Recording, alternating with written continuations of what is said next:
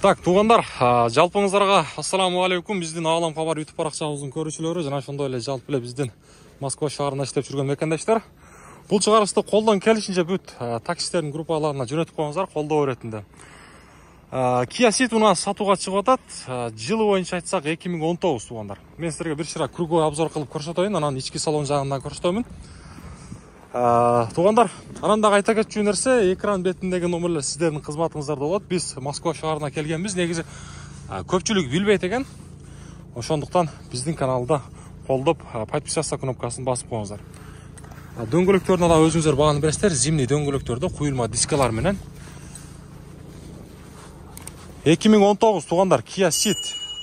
Болду, эми мен ички жагын бир сыра сиздерге көрсөтөмүн. Так, бисмилла деп ачканда. Бул жакта 4 стекло подъемник туғандар. Анан дагы мульти-руль бар, круиз контроль. Пробегин айтсак, пробеги 288 миң пробег. Бул жакта өзүнүн чоң родной монитору бар. Кондиционер турат бул жактан туғандар. Анан дагы бул жакта көрүп турасыздар. Өзүңүздөр дагы кенен маалыматты алсаңыздар болот. Үстүн дагы бир сыра өзүңүздөр көрүңүздөр.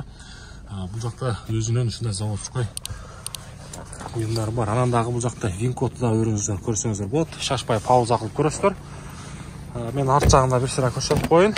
Туғандар, анан дагы айта кетчү нерсе, жогоруда айткандай, ээсинин байланыш номери биз названияда коебуз. Еврокориктер коюлган. Арт жагындагы салон мына ушундай. Көрүңүздөр. Эч баягындай панелдеринде жыртылган сарапина жерлери жок. Эми аябай жакшы туғандар. Баасы болсо 1 миллион 400 баасы. 1 миллион 400 миң сом кеми бар. Туғандар, көрөбүз. Бааны кылыңыздар, бул унаа кимге насип кылар экен.